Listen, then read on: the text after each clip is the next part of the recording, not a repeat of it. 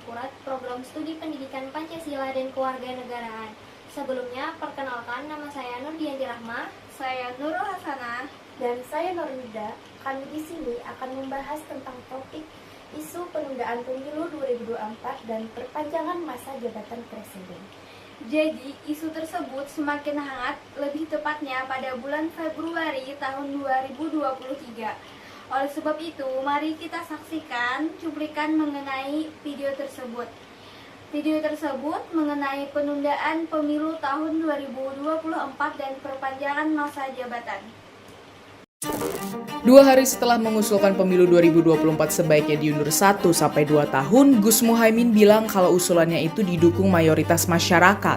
Klaim Ketua Umum PKB itu didasarkan analisis big data perbincangan di media sosial. Kata Muhaimin, dari 100 juta subjek akun di media sosial, sebanyak 60% mendukung penundaan pemilu dan 40%-nya menolak. Wait. Pengguna Twitter di Indonesia aja cuma 15,7 juta per Juli 2021. Pengguna Facebook di Indonesia sih ada 175,3 juta. Tapi masuk akal nggak sih klaimnya? Isu penundaan pemilu berikut rentetan perbincangannya seperti perpanjangan masa jabatan presiden dan amandemen Undang-Undang Dasar bukan isu baru. Di era Jokowi, ini sudah muncul sejak 2019. Kemudian mulai hangat dibicarakan lagi di media sosial sepekan terakhir. Ya, berkat Muhaimin yang mengawali usulan ini Rabu 24 Februari lalu. Hasil analisis drone emprit terhadap perbincangan isu tersebut di media sosial sepanjang 22-28 Februari menunjukkan sebagian besar warganet yang membicarakan isu ini menolak perpanjangan masa jabatan presiden. Mereka juga menolak penundaan pemilu hingga 2027. Yang menjadi catatan saya adalah kalau toh percakapan itu diambil misalnya dari Twitter, yang paling gampang kita mendapatkan datanya, total pengguna Twitter di Indonesia hanya 18 juta tahun ini, tidak sampai 100 juta. Yang ada cukup banyak itu di Facebook, ada sekitar 180-an juta kurangnya. Dan menurut saya tidak mungkin sampai 100 juta akun di Facebook semua bercakap tentang penundaan pemilu. Dan yang menjadi catatan juga adalah untuk mendapatkan data dari Facebook itu sangat susah, tidak semudah dari Twitter. Jadi sulit sekali mendapatkan data percakapan 100 juta akun di Facebook. Jadi klaim sebanyak 60% dari 100 juta akun di media sosial, saya nggak tahu dari media sosial yang mana gitu ya. Saya sangat meragukannya dan saya kira itu tidak masuk akal menurut saya. Penolakan masyarakat terhadap usulan penundaan pemilu ini sejalan dengan hasil survei secara nasional. Menurut hasil survei Nasional Indikator Politik Indonesia, mayoritas publik setuju pemilu 2024 tetap dijalankan. Jumlahnya mencapai 67,2%. Lebih detailnya, mereka yang tidak setuju pemilu diundur itu juga berasal dari kalangan yang merasa puas dengan kinerja Presiden Jokowi.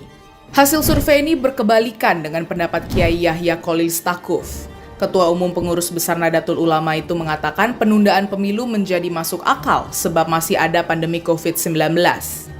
Juga kontras dengan narasi yang dibangun Ketua Umum PAN Zulkifli Hasan yang mengaitkan penundaan pemilu dengan kepuasan terhadap kinerja Presiden Jokowi. Jadi apa yang disampaikan oleh Caimin, Pak Zulkifli Hasan, termasuk elit partai lain, itu tidak menggambarkan preferensi publik. Itu hanya aspirasi segelintir elit yang berbeda, bukan hanya publik secara umum, tetapi juga yang berbeda dengan basis konstituensi mereka. Apapun partainya, termasuk pemilih PKB, itu di atas 70% menginginkan pemilu sesuai jadwal. Termasuk mereka yang merasa dekat dengan NU.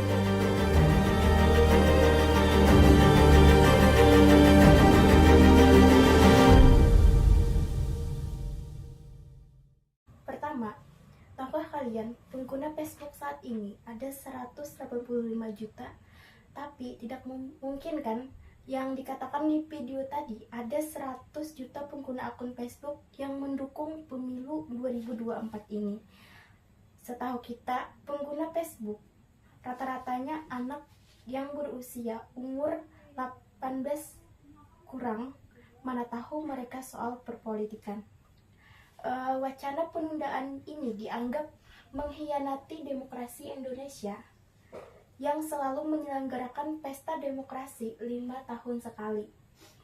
Sehingga banyak pendapat bahwa isu penundaan pemilu 2024 ini yaitu hasil dari permainan oknum pencacat demokrasi yang memiliki kepentingan di dalamnya.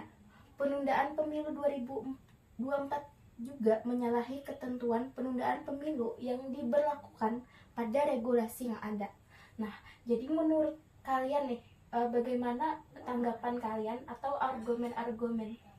Baik, sebagaimana sejalan dengan yang dijelaskan Normida tadi, argumen saya secara umum dan tanpa memihak atau berat ke satu pihak dari beberapa berita yang saya baca sendiri dan saya dengarkan juga, menurut saya penundaan pemilihan presiden yang dari tahun 2024 ke tahun 2027 dan perpanjangan masa jabatan presiden yang diisukan tersebut tidak sesuai dengan konstitusi negara kita sendiri, yaitu di negara Indonesia.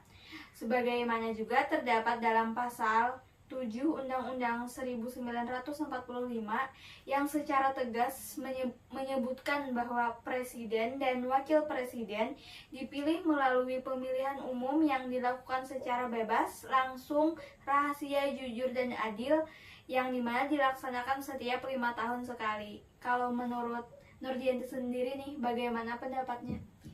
Nah, kalau menurut saya, ketentuan ini juga memiliki makna bahwa jabatan presiden dan wakil presiden itu maksimal adalah 5 tahun, dikali 2 periode yakni 10 tahun. Apabila melebihi itu, jelas merupakan penyimpangan dari ketentuan konstitusi. Selain itu juga dikutip dari Wakil Ketua Majelis Permusyawaratan Rakyat Republik Indonesia, Dr. Haji Muhammad Hidayat Nur Wahid, menilai terkait perpanjangan masa jabatan presiden menjadi 2,5 periode. Jelas tak sesuai dengan ketentuan konstitusi yang berlaku di Indonesia, yakni Undang-Undang Dasar Negara Kesatuan Republik Indonesia 1945. Bahkan sikap Presiden Jokowi yang sejak awal pun menolak perpanjangan jabatan presiden ini patut diapresiasi dan perlu diimplementasikan ke dalam tindakan yang lebih konkret. Baik, lalu apa sih alasan dari pemilu itu mau diundur yang tadinya tahun 2024 ke tahun 2027? Jadi dari beberapa berita utama yang saya baca, maka dapat saya simpulkan bahwa alasan dari pengunduran tersebut adalah dikarenakan adanya pandemi COVID-19 yang masih berlangsung dan semakin parah. Jadi dikarenakan COVID-19 tersebut masih berlangsung, dan jika dilaksanakan pemilu, itu akan menyebabkan berbagai kendala dalam penyelenggaraan pemilu itu sendiri, seperti terjadinya kerumunan di saat kampanye dan pemungutan suara. Hal tersebut secara logika dapat mengancam keamanan dan kesehatan masyarakat terganggu, jadi kemungkinan akan meningkatkan angka positif COVID-19. Jadi ini tanggapan Norbida sendiri bagaimana mengenai pro dari pengunduran pemilu tersebut? Nah, di dalam Undang-Undang Nomor 7 Tahun 2017 tentang pemilu, tepatnya pasal 431 dan 432, yang menjelaskan bahwa penundaan pemilu dapat ditunda apabila terjadi bencana alam dan gangguan keamanan lainnya. Itu pun hanya berlaku di beberapa daerah tertentu, tidak secara nasional. Nah, sementara pandemi sudah dapat ditangani, apakah alasan tersebut masih dianggap relevan? Untuk menjawab hal tersebut, saya rasa COVID-19 sebagai alasan untuk menunda pemilu itu sudah tidak berlaku lagi, karena saat itu pemerintah beranggapan bahwa COVID-19 itu akan tetap berlangsung hingga terjadinya pemilu. Sedangkan seperti yang Norbida jelaskan tadi, bahwa seperti yang kita ketahui bersama juga, sekarang COVID-19 itu sudah tidak ada lagi dan sudah berakhir. Jadi saya rasa pemilu tahun 2024 itu akan tetap dilaksanakan. Jadi teman-teman, dapat disimpulkan bahwa ide atau isu tentang perpanjangan masa jabatan presiden dan penundaan pemilu bukanlah hal yang tepat, karena melanggar konstitusi negara kita dan menghilangkan kepercayaan masyarakat terhadap hukum di negara kita.